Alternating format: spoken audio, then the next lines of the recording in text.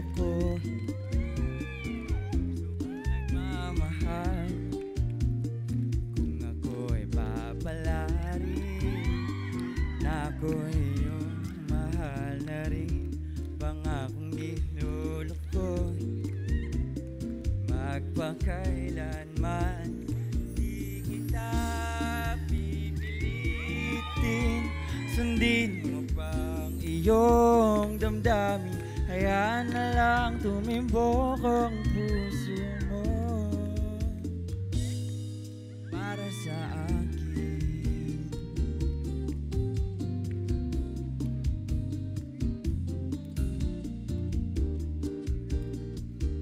Wow, hard job yun. Barangay hard job. Galing. Narito na ang pambato ng barangay nyo. Matipuno at gwapo, lalaban nito. Yes naman. Kahit saan dadayo, ang galing ko. Ito ang barangay hard job. Barangay hard job. Barangay hard job. Barangay hard job. Magandang umaga mga barangay. Ako nga po pala si Nico Jude Cruz, 22 mula sa barangay ng Lungos, ang ginoong gwapito ng Malolos, Bulacan. Ayan na nga! Nico Jude Cruz ng Malolos, ang ating ginoong guwapito. Kumusta, Miko? Hello po, magandang umaga po sa inyo. Ang ganda, Miko. Anong height mo, Miko? Ang height ko po is 6 flat po ngayon. Wow! Wow, 6 flat! Wish ko maging ganyan, 6 flat. Kaya lang hanggang flat lang ako. Walang 6. Eto na! Ang unang beses mo raw sa pageantry ay naging title holder ka kaagad. Grabe naman! Grabe naman yan! Medyo matagal-tagal din po yung pagpapractice ko doon. Umabot din po ng almost a year. Ay, kaya pala. Kailangan paghandaan. Kailangan Opo. paghandaan. Anong mga preparation ang ginawa mo? Actually, madami po. Disiplina po talaga yung pinakauna. Okay. Tapos po, gym. And then, meron po kaming trainings for Okay. pageantry talaga. Okay, yung mga lakad, Yes yung mga po. pose. Yes po. Pati yung mga paano yung damit, paano i-flex. Yes, of course. Oh, wow. Ultimo po Q&A meron. Oo nga naman. Ano yung mga role? Actually, more than yung role, ano man naging responsibilidad mo bilang ginoong Malolos Republika? Siyempre po, bilang Pilipino? isang ginoong Malolos po, siyempre po, kailangan natin maging role model sa mga kabataan. Siyempre, para pagpatuloy nila yung pangarap nila and galingan pa nila lalo sa ginagawa nila sa araw-araw. Yun Okay. yung mga naging ano mo, yung mga roles mo, yung parang umiikot ka ba sa buong Malolos? Meron ka Opo. bang mga parang, ito, parang i-flex mo ang kung anong mga produkto ng Turismo. Malolos? Turismo. Opo, yun po yung mga ginagawa po namin ngayon. Kailangan po talaga nating i-showcase yung ino-offer ng Malolo, syempre, para makilala pa nationwide. Pero aware ka, I'm sure aware ka dun sa responsibility mo, di ba? Kasi isa kang huwarang ehemplo, dapat isa kang magandang Opo, example sa pinagkatiwalaan kabataan. po tayo ng Tama. gandang Yes. title. Gamitin po natin sa maganda. Sa maganda, sa positibo, tama. Pumasok ka raw sa School of Modeling para bago sumali sa pageant. Yes Tama. po, Pinagandaan mo talaga. Yun po talaga yung naging Gaano katagal preparation po. ang ginawa mo pag-eskwela?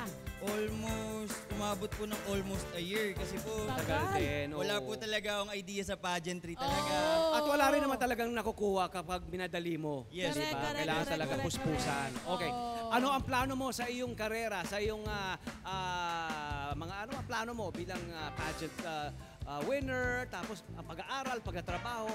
Medyo mahirap po siya i-balance pero masaya po siya at the same time. Para sa akin po, ine-enjoy ko lang po yung moment ko ngayon na binigay sa akin. Enjoyin ko po yung mga nangyayari sa akin ngayon, mga opportunities, syempre. Yes.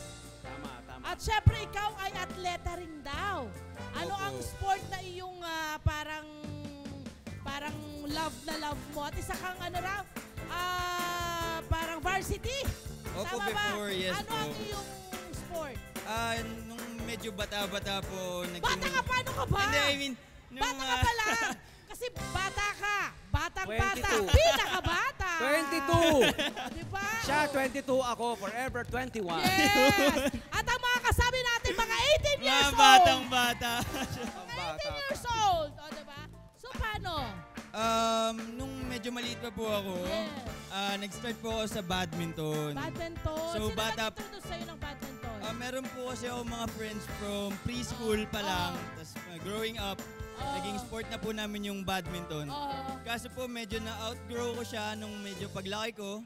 Nag-transition po ako to basketball. Basketball! Yes po. And then, ang pagkakaalam namin, nagamit mo ang sports mo for, sa pag-varsity ka, may Opo. mga pakinabang. Ano nga Opo. bang pakinabang? Siyempre po, yung sa pag-varsity kayo, pag po may mga tournaments, ganyan. Wow. Sagot sagot po nung school yung mga pagkain nyo. Minsan po may allowance kami. Wow! So, minsan nakakatulong din po talaga yung pagiging varsity player. Oo. Kailangan nyo lang po talaga. Hoy! Kailangan lang talaga yung Hoy! management tayo. Nakakabigla kayo! Hoy! Aba, Grabe nagyayaya kayo! pa! Hoy! Hoy! Tapos ayaw nyo kanina. Oh, yan. Yan. Cute! Ayan. So ano yung payo mo sa mga kabataan? Lalo na yung mga estudyante pa lang ngayon. Or di ka papasok. Sa akin po, syempre mga bata pa, sulitin natin yung binigay sa atin na panahon na pag-aaral. And kung kayo... Ipapayo mo ba na dapat maghanap kayo ng sports na pwedeng mong pagpasok nyo ng universidad o kaya eskwelahan, pwede kayong maging varsity? Tulay yun para talaga. magkaroon ng Kung may scholarship. pangarap talaga sila sa may pangarap silang paglaruan someday. Malaking tulong din financially, syempre, yung pagiging varsity player. Lalo na ang daming binibigay na opportunities ng mga big schools sa Manila. Yes. And nagbibigay sila ng scholarships, di ba? So malaking tulong siya pagdating nila ng Ano college. ang advokasya mo? Anong advocacy mo? Gusto ko po talagang advocacy sa helping youth through sports kasi yun po talaga yung nakakatulong po sa mga kabataan. Tama. Sports, ano? Opo. Para lumalabas din ang kanilang, the best in them. Yes. Yes. Diba, bukod sa arts, sports din pwede. Gusto kong malaman mula sa'yo, ano yung nai-apply mo sa pageantry mula sa mga natutunan mong sports mula ng bata ka hanggang sa badminton, hanggang basketball? Ano yung naituro naman sa'yo para magamit mo sa pageantry? Malaki po talagang natulong sa akin ng sports is disiplina po talaga. Oo, totoo. Grabe Unang-una sa lahat, pagising ng maaga. Yes! Pagtulog ng maaga! Pagtulog ng maaga, Diba? syempre. Diba? Pagkain ng mga healthy, ganyan. Pag-practice araw-araw Yes, opo. para maging perfect yung iyong Yes, po. craft na papasukin. Opo. Diba? At syempre, confidence, my Confidence. friend. Pag nag-sports ka, iba yung nabibigay sa yung confidence. iba. So, syempre po, Bukod sa lalo na pagsali sa pag may pageant. trainings talaga. Diba? Ito na, Okay. meron tayong bilang nag-aral siya sa modeling. Aba, Miko, meron kami mga challenge para sa'yo. Ano ba yan? May mga senaryo kaming sasabihin sa'yo.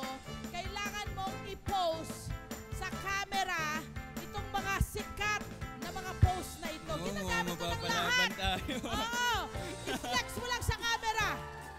Umpisahan natin ang unang rampa, ang unang post. Masakit ang ulo post. Masakit ang ulo. Paano nga ba Masakit yung masakit ang ang ulo post? Gayahin nyo mga nanay, gayahin nyo. Masakit ang ulo po, parang gagano na lang yata. Yan! Patingin nga, patingin. Ate, Ano? paano ka ate? Yung kay ate iba na. Joke lang ate.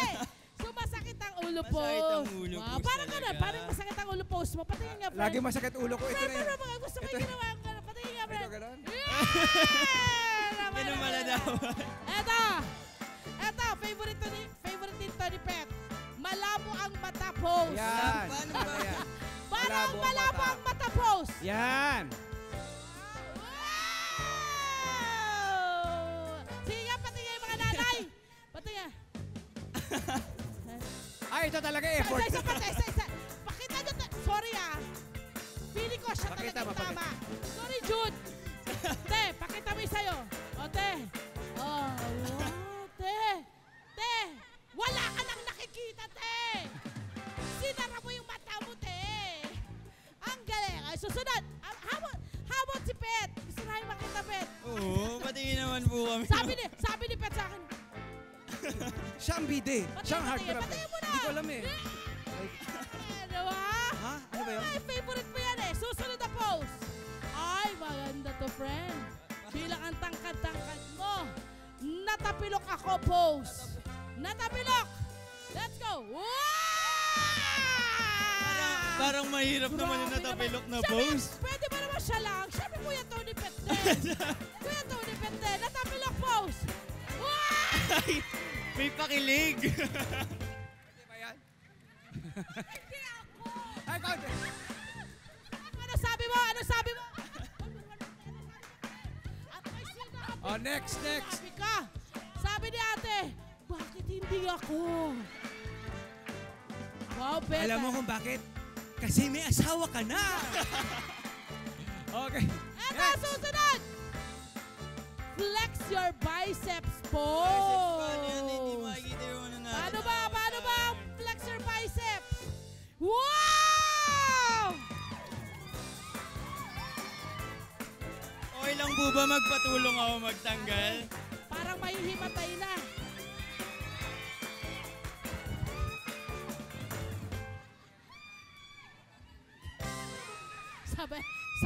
Sabi ng mga nasa likuran kong mga babae, itong mga matatandang to, sabi.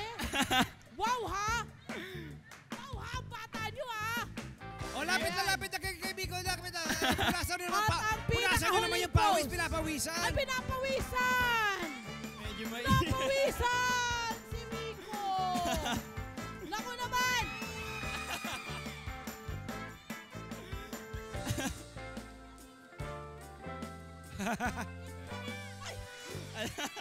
Sorry lang. Oh, ito pa, umahabol. Ikaw para-paraan. Ay, ito pa! Paraan. Salamat po. Love Tony Pet.